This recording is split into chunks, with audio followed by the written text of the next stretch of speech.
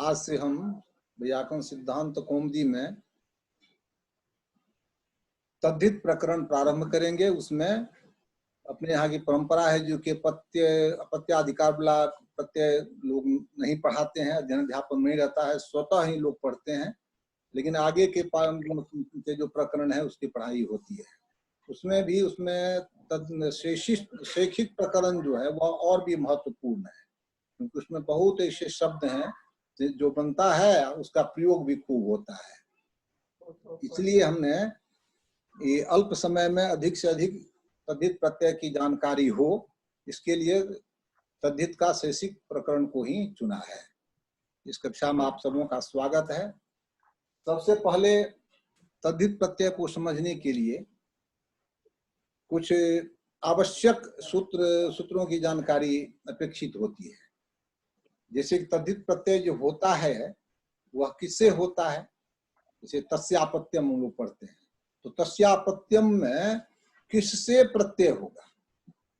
यहाँ प्रादिका तो कह दिया है कि जो तद्धित प्रत्यय जो है सो प्रादिक से होता है, लेकिन किस प्रादिक से, उस सब में के लिए एक निर्देश है।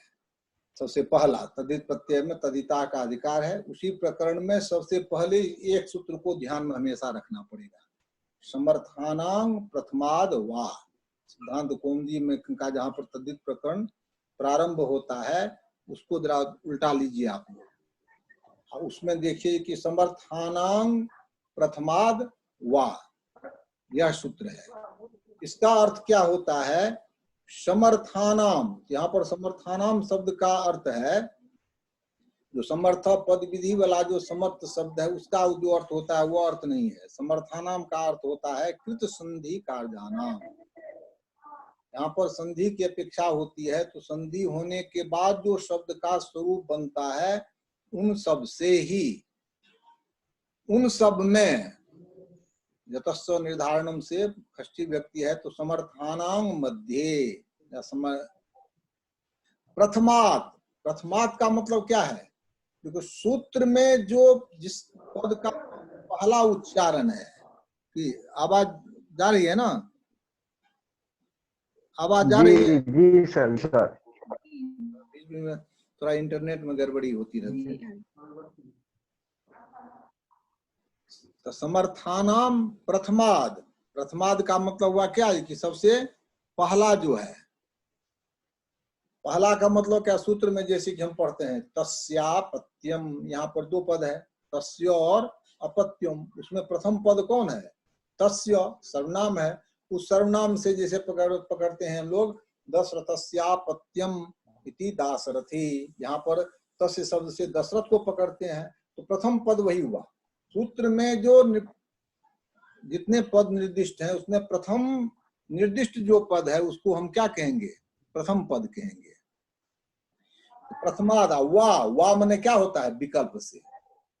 तो तीन शब्दों का यहाँ पर पूरा अधिकार चलता है, जो प्राग दिशो व्यक्ति इति जावत। तो कहने का मतलब हुआ जो कि समर्थानां प्रथमाद वा, यह सूत्र जो है प्राग दिशो व्यक्ति आगे में सूत्र है, उस सूत्र तक चलता है, इन सब की अनुवृत्ति चलती है। इसलिए जब कभी तद्धित प्रत्यय होगा तो समर्थ में, अर्थात जो परिनिष्ठित हो जाएगा, उसमें समास सब हो जाने के बाद ही जो है सो तद्धित प्रत्यय होता है। एक दूसरा उसमें दिया गया है कि प्रथमाद, सूत्र में निर्दिष्ट जो पद है उनमें सबसे पहले प्रथम पद के रूप में जो निर्दिष्ट है, जैसे तस्यापत्यम में तस्य है, तस्य के द्वारा जिसका ग्रहण होगा उससे तद्धित प्रत्यय होगा। तेन निवृत्तम सूत्र है, तो तेन के द्वारा जो निर्दिष्ट होगा उससे तद्धित प्रत्यय होगा। जैसे तस्य विकारः सूत्र है, तस्येदम सूत्र है, तत्र भवः शब्द है, जिसमें प्रथम पद जो है, सूत्र में निर्दिष्ट जो प्रथम पद है उस पद के द्वारा जिसका बोध होगा, जिसका ग्रहण होगा, उसी से तद्धित प्रत्यय होता है। और तीसरा पद है कौन, तो वा माने विकल्प से। विकल्प से का तात्पर्य क्या है, जो कि जैसे दशरथस्यापत्यम इति दाशरथी हम लोग कहते हैं, वहीं पर उसका मतलब कि दाशरथी भी होगा और दशरथस्यापत्यम यह प्रयोग भी होगा, मतलब विकल्प से तद्धित प्रत्यय होगा। इन तीन पदों का अधिकार होता है। और इसी क्रम में जो है सो और तद्धित प्रत्यय के विषय में जान लेना आवश्यक होता है। जो कि तद्धित प्रत्यय में 5 सूत्रों से, उसके अंतर्गत जो वार्तिक हैं, उन वार्तिकों से जो जिन प्रत्ययों का विधान होता है उनको हम लोग कहते हैं महोत्सर्ग शब्द। आप लोग ध्यान पर रखिएगा, इसका उल्लेख हमने अष्टाध्यायी चंद्रिका में भी किया है। उसी का आधार पर आप लोगों को जरा हम समझा देते हैं तो अच्छा रहेगा। वो उसको कहते हैं 5 जो है सो महोत्सर्ग प्रत्यय है। महोत्सर्ग माने क्या होता है? उत्सर्ग माने होता है सामान्य सूत्र। सूत्रों की 2 शैली है ना, उत्सर्ग और अपवाद, इसी आधार पर तो संपूर्ण व्याकरण की रचना हुई है। तो उसमें जो 5 ऐसे प्रत्यय हैं जिसको हम लोग कहते हैं पंच महोत्सर्ग प्रत्यय। इसी तद्धित प्रत्यय के प्रारंभ में ही उसको साधारण प्रत्यय के नाम से सिद्धांत कौमुदी में दिया गया है। उसमें कौन कौन है? मुख्य रूप से सबसे पहला है प्राग दिव्यतो अण। तेन दिव्यति खनति जयति जितम, यहाँ तक अण प्रत्यय का निर्देश होता है। तो अण प्रत्यय जो है वह जो है सो सामान्य प्रत्यय है। उसके बाद फिर अब जैसे कि अपत्य अर्थ में, सामान्य अर्थ में क्या होगा? तो केवल जो है सो अण प्रत्यय होगा। अब जहां पर कि उसका फिर अबाध हो जाएगा। अबाध कहां पर होगा? हाँ, अबाध कहां पर होगा? जैसे कि अब अदंत जो प्रातिक है उससे जो है स्मी प्रत्यय होता है। ये पांडो रपत्यम पुमानिति पांडव, रघो रपत्यम पुमानिति राघव।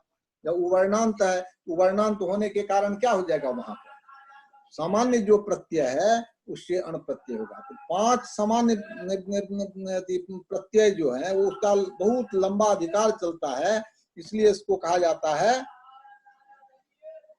पंच महोत्सर्ग प्रत्यय। इसमें सबसे पहले प्राग दिव्यतो अन। आवाज जा रही है ना? क्या विनय जी आवाज जा रही है?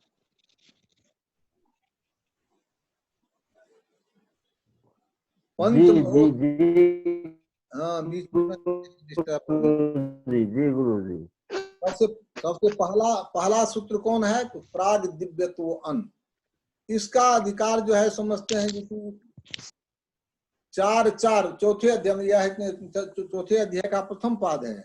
इसका जाता है चौथे अध्याय के चौथे प्राग दिव्यतो अन तेन दिव्यति खनति जयति जितम है। यह सूत्र है 4-4-2 में। 4-4-2 का मतलब हुआ क्या? जो चौथे अध्याय के चौथे पाद का दूसरा सूत्र। इसका मतलब है कि यहाँ से यह सूत्र है आपको प्राग 4-1-83, 4-1-83 से लेकर 4-4-2 से पूर्व तक अण की अनुवृत्ति की जाती है। अब देखिए इसका, अब यह सामान्य सूत्र, क्योंकि सामान्यतः होता है कि सामान्य सूत्र हुआ, उसके बाद 1-2 अपवाद हुआ, उसके बाद पुनः जो है सो एक नया सामान्य उत्तर प्रत्यय या सामान्य सूत्र आ गया। लेकिन यह सामान्य सूत्र जो है इसका क्षेत्र देखिए, जो चतुर्थ अध्याय के प्रथम पाद के 83वां सूत्र से तो प्रारंभ होता है। अब वह पूरा चतुर्थ अध्याय के द्वितीय पाद में पूरा जाता है, और चतुर्थ अध्याय में भी जो है तो मैंने 4-4-2 तक जाता है। इसका मतलब है कि लगभग जो है सो 350 सूत्रों में इसकी अनुवृत्ति जाती है। यह समान प्रत्यय कहलाता है, इसलिए इसको महोत्सर्ग प्रत्यय कहते हैं। तो अब ये महोत्सर्ग प्रत्यय 5 होते हैं। एक सबसे पहले कौन सूत्र हुआ? प्राग दिव्यतो अण है। दूसरा सूत्र कौन है? दूसरा सूत्र होता है अश्वपत्यादिभ्यश्च। इससे भी क्या होता है? अण प्रत्यय ही होता है। अस्पत्यादि गण से आगे में सूत्र है द्वितीय द्वितीयादित्य प्रत्युत्तर पदान्य। वो पत्यंत शब्द से तो न्यो प्रत्यय होता है बाद में, लेकिन अश्वपति आदि गण में जो पठित प्रत्यय है उससे भी क्या होता है, अण प्रत्यय ही होता है। तो अश्वपत्यादिभ्यश्च। और तीसरा सूत्र है द्वितीय द्वितीयादित्य प्रत्युत्तर पदान्य, यह सूत्र है, तीसरा है। और चौथा है उत्सादिभ्यो अय, और पांचवा है स्त्री पुंसाभ्याम नयस्नयो भवनात्। यह सब सूत्र आपके सिद्धांत कौमुदी में भी दिए गए हैं। तो इन 5 सूत्रों से उसके अंतर्गत होने वाले वार्तिकों के बारे में, जैसे कि हमने यहाँ पर लिख दिया है, अत्र विशेषः, यदि अष्टाध्यायी चंद्रिका पढ़िएगा तो वहां पर यह बात आपको सिद्धांत कौमुदी में नहीं मिलेगी। हमने छात्रवृत्ति में इस बात का उल्लेख कर दिया है, जो कि अत्र विशेष, यहाँ यह विशेष बात है। क्या? तो प्राग दिव्यतो अण अश्वपत्यादिभ्यश्च द्वितीय द्वितीयादित्य प्रत्युत्तर पदान्यः उत्सादिभ्यो अय स्त्री पुंसाभ्याम नयस्नयो भवनात् इति सूत्रे विहिता अण न्यो अय नय और स्नय इत्येते पंच प्रत्याः तस्यापत्यम तेन दत्तं रागात् तत्र भवः तत्र जातः तस्येदम् इत्यादिषु सर्वेषु अर्थेषु प्राग दिव्यतो भवन्ति। ये सभी अर्थों में होते हैं। इसमें तस्यापत्यम अर्थ में भी होगा। इन 5 सूत्रों से या इस सूत्र के अंतर्गत जो वार्तिक हैं, उन वार्तिकों से जो प्रत्यय होते हैं वह इन सभी अर्थों में, उन किसी अर्थों में, तस्यापत्यम अर्थ में, तेन दत्तं रागात् अर्थ में, तत्र भव अर्थ में, तत्र जाता अर्थ में, सामान्य रूप से ये सभी प्रत्यय होते हैं। फिर जब इन सब अर्थों में विशेष प्रत्यय आता है तो उसको तो बाद लेता है, तो अबाध हुआ। लेकिन सामान्य रूप से यह इसका अधिकार जो है, अनुवृत्ति जो है, तो बहुत दूर तक इसकी अनुवृत्ति जाती है। इसलिए इन 5 प्रत्ययों को, 5 प्रत्यय में कौन कौन हो गए? अण, उसके बाद न्यो, अय, नय और स्नय, ये 5 प्रत्यय हैं। अण, न्यो, अय, नय और स्नय, इन 5 प्रत्ययों को हम लोग क्या कहते हैं? इन 5 प्रत्ययों को कहते हैं महोत्सर्ग। हमने लिख दिया है जो इति सूत्रे विहिता अण न्यो अय नय स्नय इत्येते पंच प्रत्ययाः तस्यापत्यम तेन दत्तं रागात् तत्र भवः तत्र जातः तस्येदम् इत्यादिषु सर्वेषु अर्थेषु प्राग दिव्यतो भवन्ति। अर्थात तेन दिव्यति खनति जयति जितम, इससे पूर्व होता रहता है। इसीलिए एते पंच महोत्सर्गाः प्रत्ययाः कथ्यन्ते। इसलिए ये 5 जो प्रत्यय हैं वे क्या कहलाते हैं? महोत्सर्ग प्रत्यय कहते हैं। जैसे कि अभी हम लोग पढ़ेंगे आगे में जो ये शैखिक प्रकरण, तो तत्र भव पढ़ेंगे। तो तत्र भव में सामान्य रूप से कौन प्रत्यय होगा? अण प्रत्यय हो सकता है, या कि न्यो प्रत्यय होगा, या अय प्रत्यय होगा, या न या स्नय होगा। सबसे पहले है प्राग दिव्यतो अन अश्वपत्यादिभ्यश्च द्वितीयादित्य द्वितीयोत्तर प्रत्युत्तर पदान्यः स्त्री पुंसाभ्याम उत्सादिभ्यो अय स्त्री पुंसाभ्याम नयस्नयो भवनात्। ये 5 सूत्र हैं। उन 5 सूत्रों से भी जो प्रत्यय होते हैं, उसके अंतर्गत जो वार्तिक होता है उसको 5 महोत्सर्ग प्रत्यय करते हैं। सबसे पहले यह समझ लीजिए कि ये इन 5 से जो अर्थ होगा वह तस्यापत्यम अर्थ में भी होगा। अब तस्यापत्यम में फिर भिन्न शब्दों से तब आ सकता है जबकि उसका अबाध सूत्र है। जैसे पांडोर अपत्यम उपमान इति पांडव, यहाँ पर कौन सामान्य प्रत्यय होगा। लेकिन अदंत यदि है तो उससे क्या होगा? उससे जो है सो ई प्रत्यय होगा, अत ई से। ऐसे ही आगे के सूत्रों में भी इस तरह की बात दी गई है। अब यहाँ पर प्रश्न उठता है जो शेषे, हम लोगों का जो प्रकरण है विहित शेषे प्रकरण है, तो शेषे प्रकरण में क्या क्या कहा गया है?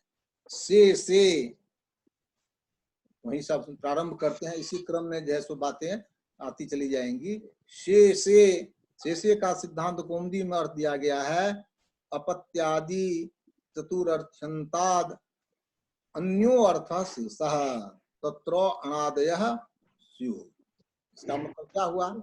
इससे पहले जो है सो किन किन अर्थों में तद्धित प्रत्यय होता है उसका उल्लेख कर दिया गया है। जैसे तस्यापत्यम का उल्लेख कर दिया गया है। उसी क्रम में तेन रक्तं रागात, रक्ताद्यर्थक प्रत्यय है, रक्ताद्यर्थक भी प्रत्यय है, उसका उल्लेख कर दिया गया है। और एक और प्रकरण है, उसको कहते हैं चातुरर्थिक प्रकरण। चातुरर्थिक का मतलब क्या हुआ? चार अर्थों वाला प्रकरण। जैसे शैक्षिक प्रकरण जो है तो उसमें सिद्धांत कौमुदी आप लोग देखिएगा, इससे पहले के प्रकरण का नाम है चातुरर्थिक प्रकरण। चातुरर्थिक का मतलब हुआ क्या?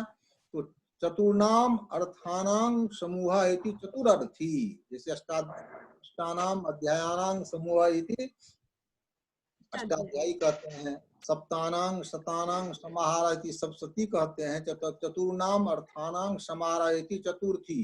चतुर्थ्याम भवः चातुर चातुरर्थिका है। अध्यात्मादेश ठैक्षते से ठै प्रत्यय होता है जिसे कि चातुरर्थिक बनता है। तो अपत तो शेष का मतलब शेष का कहीं पर लिखना लिख लीजिए, सामान्य अर्थ होता है उक्तादन्यः शेषः। जो पहले कह दिया गया है उससे बचा हुआ जो है उसी को क्या कहते हैं? शेषः। उक्तादन्यः शेषः, जो उक्त मैंने पहले कह दिया गया है उसके बाद जो बचा हुआ है उसको क्या कहते हैं? शेष।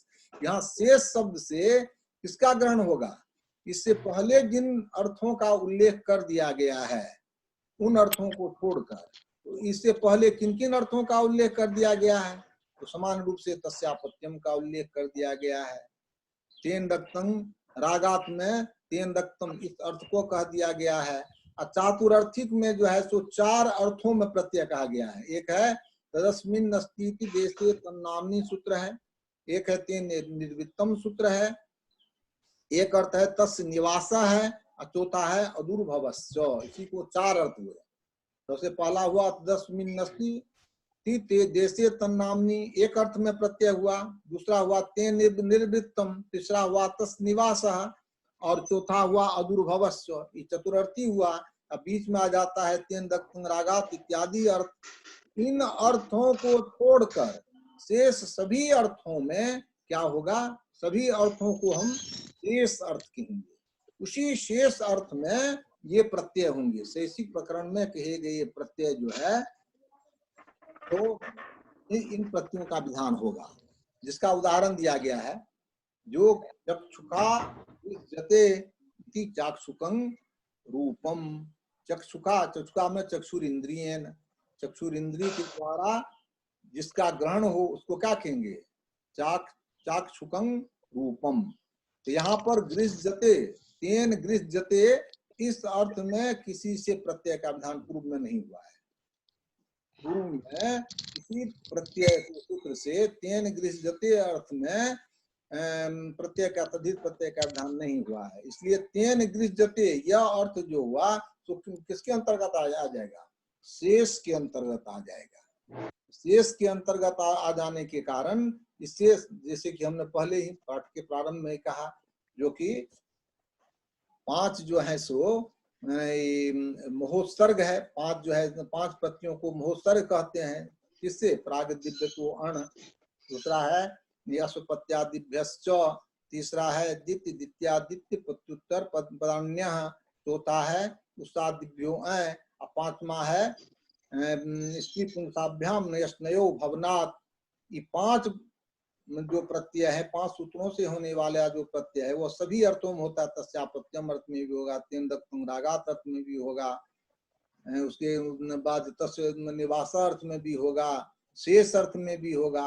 उसमें शेष अर्थ में भी जब प्रत्यय होता है तो चक्षुका गृह्यते इति चाक्षुको अण, यहाँ पर प्राग दिव्यतो अण से क्या हो जाएगा? अण प्रत्यय होगा। यह केवल विधान करता है, शेष अर्थ होगा तो वो सामान्य सूत्र की अनुवृत्ति तो हर जगह आती ही है, उससे प्राग दिव्यतो अण से अण हो जाएगा, तो चाक्षुकं रूपम होगा।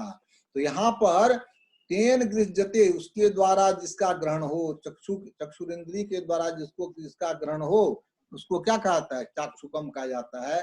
चाशकुम की तो यहाँ पर तेन गृह्यते यह अर्थ जो है सो किसी से, इस अर्थ में तद्धित प्रत्यय का अवधान किसी से नहीं किया गया है, इसलिए इसको कहते हैं शेष। विशेष अर्थ में जो है सो यहाँ पर प्रत्यय हो जाएगा चाक्षुकं रूपम। उसी प्रकार से श्रवणेन गृह्यते जह सह श्रावणः शब्दः। श्रवणेन श्रवणेन्द्रियेण, श्रवणेन्द्रियेण, श्रवणेन्द्रिय अर्थात कान के द्वारा जिसका ग्रहण हो उसको क्या कहते हैं, श्रावणः शब्दः। वहां पर तेन गृह्यते अर्थ में होगा। उसी प्रकार से औपनिषदः पुरुषः अर्थात उपनिषदी भवम कहिएगा या उपनिषदी निपुणः इति औपनिषदः पुरुष। उपनिषद में जो निपुण हो, दक्ष हो, उपनिषद के ज्ञान में जो दक्ष हो उसको क्या कहेंगे, औपनिषदः। इससे पूर्व में तत्र निपुणः इस अर्थ में किसी से प्रत्यय का अवधान नहीं किया गया, अभी शेष कहलाएगा। उसी प्रकार से होता है दृषदी पृष्ठा दार्शदाह शक्तवः। दृषद मने होता है पत्थर, दृषद मने क्या होता है, पत्थर।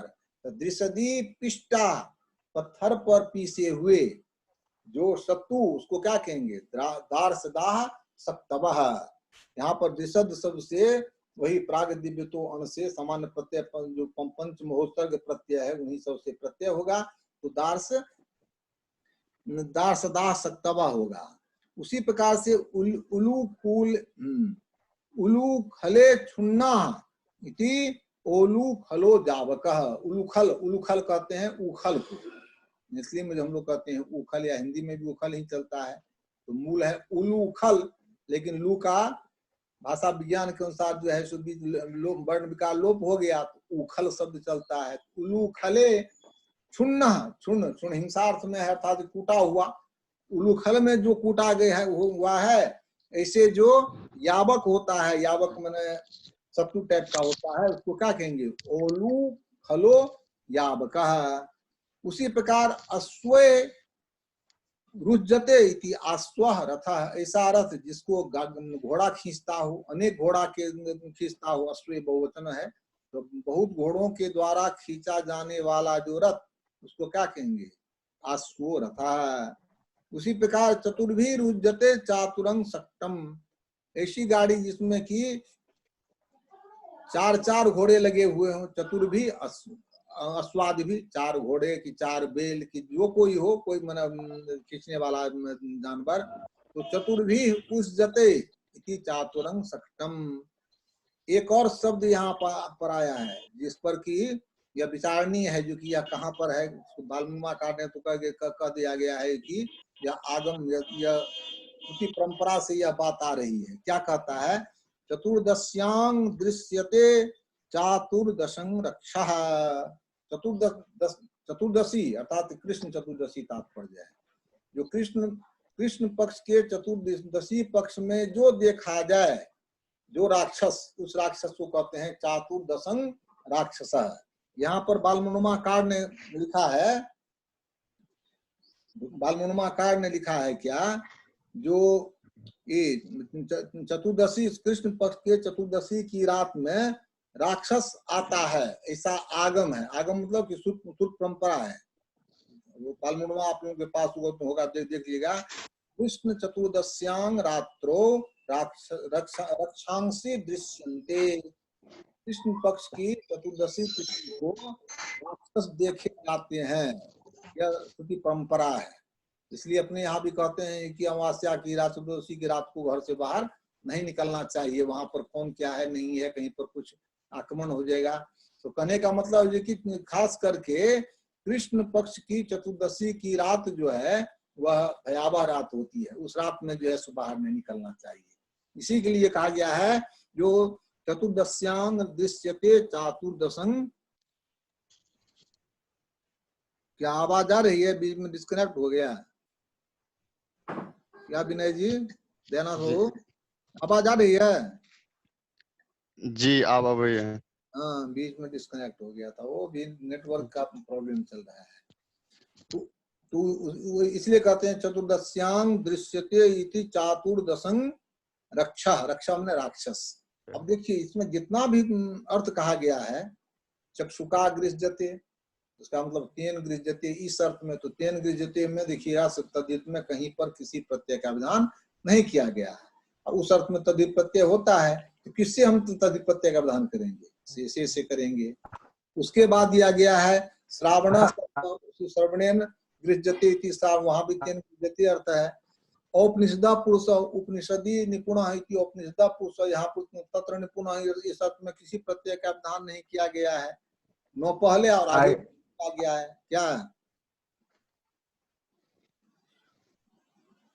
उसी प्रकार दृश्यदी पिष्टा, तेन पिष्टा इस अर्थ में, या तेन पिष्टम इस अर्थ में, तत्रो पिष्टम इस अर्थ में किसी से तद्धित प्रत्यय का विधान नहीं किया गया, इसलिए तत्र पिष्टम यह भी शेष अर्थ हो गया। तो शेष का अर्थ ही होता है उक्ता धन्य शेष।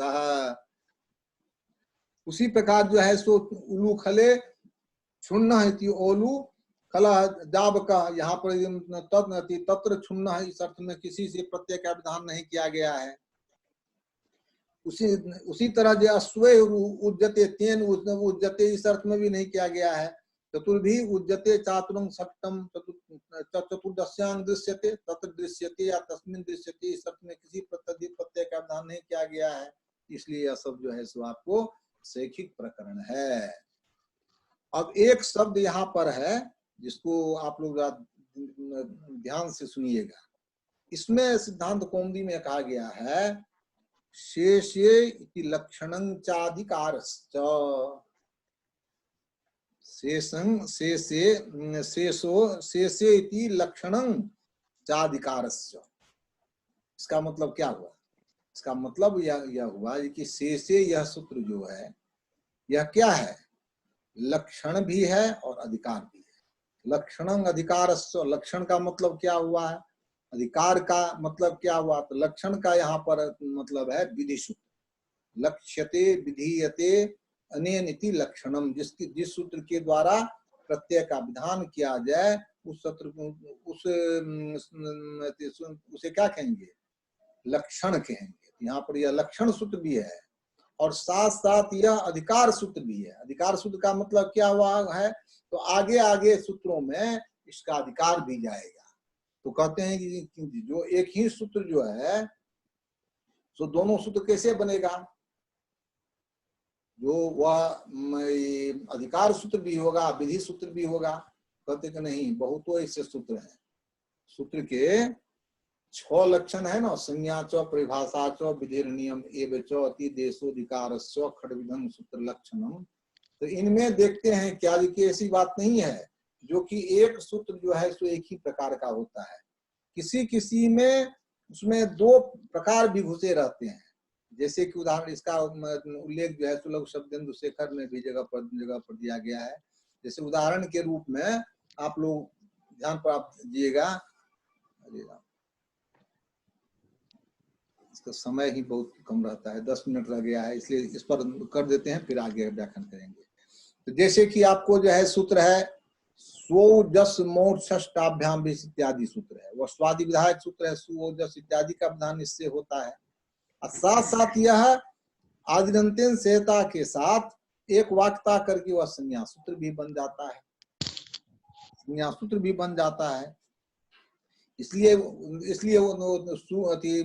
सूप टाप इत्यादि प्रत्याहार बनते हैं ना, सूप एक प्रत्याहार बन जाता है ना, तो प्रत्याहार संज्ञा विधायक सूत्र भी है और साथ साथ विधायक मतलब स्वादि का विधायक सूत्र भी है। इसलिए इसमें लघु शब्देन्दु शेखर में कहा गया है जो स्वादि विधायकत्वम अशुभ संज्ञा सूत्रत्वं च, अर्थात शुभ संज्ञा विधायक भी है और स्वादि का विधान करने वाला भी है।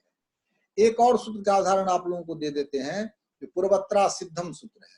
पूर्वत्रा सिद्धम सूत्र जो है वह वास्तविक में अतिदेश सूत्र है।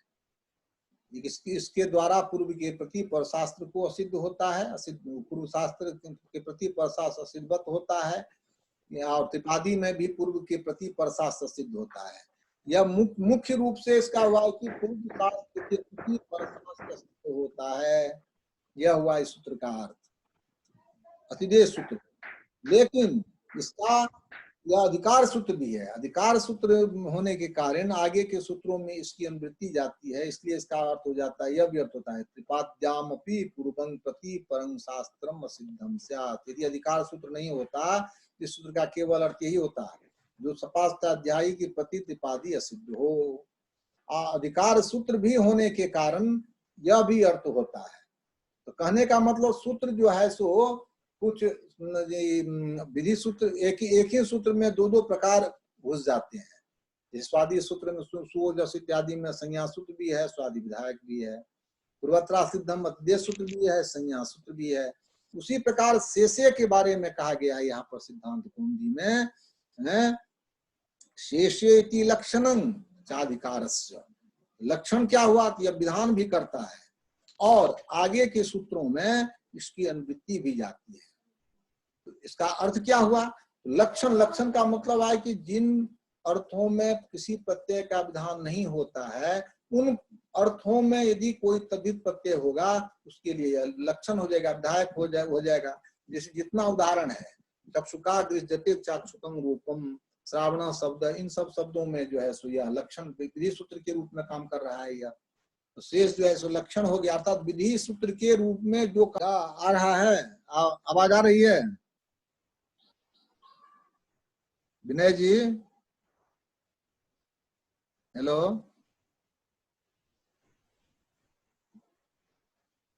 प्रकाश जी, आवाज आ रही है? आवाज नहीं आ रही है, आवाज नहीं आ रही है आवाज। नहीं आ रही है, वो नेटवर्क का प्रॉब्लम बीच में कट जाता है। अभी आ रही है कि नहीं?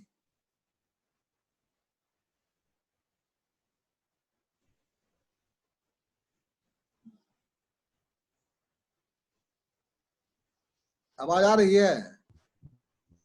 जी अब आ रही है। अच्छा, चलिए चलिए, नेटवर्क के प्रॉब्लम के चलते तो लक्षण समझ गए। जी, सूत्र भी है। इसका तात्पर्य यह हुआ जो इस सूत्र के द्वारा भी अणप्रत्यय का विधान होता है, और दूसरा देता है क्या? अधिकारश्च। अधिकारश्च का मतलब क्या हुआ? इस सूत्र का अधिकार भी जाता है। यदि लक्षण सूत्र रहेगा तो शेष अर्थ में जो ऐसे यह होगा, और आगे में जैसे सूत्र है जो तस्येदम, तस्य इदम, इस अर्थ में जो है सो अनादि प्रत्यय होते हैं। तो अब जैसे कि हम कहते हैं कि पांडोर अपत्यं पुमान, पांडव कहते हैं, और वहीं पर पांडव जो है तो वहां पर तस्येदम से प्रत्यय क्यों नहीं होता है? उसे भी तो कर सकते हैं, कहते कि नहीं, वहां शेषे का अधिकार चलता है। तस्येदम इत्यादि में शेष का अधिकार होने के कारण हुआ क्या? जो तस्येदम इस अर्थ में, तस्येदम इस अर्थ में वही प्रत्यय होंगे जिन प्रत्ययों का उल्लेख पूर्व के सूत्रों के द्वारा नहीं किया गया है। जैसे कि तस्यापत्यम, इस अर्थ में तो प्रत्यय का विधान हुआ। गुरुजी आवाज नहीं आ भैया, कटे है। डिस्टर्ब से आवाज आ रही है? नहीं गुरुजी, कट कट क्यों होवे छे, आवाज नहीं सुनाई पड़े छे। नेट की गड़बड़ी कारण करने का। अब आ रही है नहीं? तो समय भी इस लगभग शेष होने पर है। हेलो, आवाज नहीं आ रहा है, आप छोड़ दियो। छोड़ दियो। हाँ, नेटवर्क गड़बड़ी है। बोलिए जते भी फिर आप शेष के आप कह ले पर शेखी प्रकरण के शेष भाग जैसे ना शिकायत फिर चलते नहीं आवे छे आवाज। ठीक छे, ठीक छे। अब एकरा एहिठाम समाप्त करै छी मीटिंग के। जी हाँ हाँ हाँ हाँ।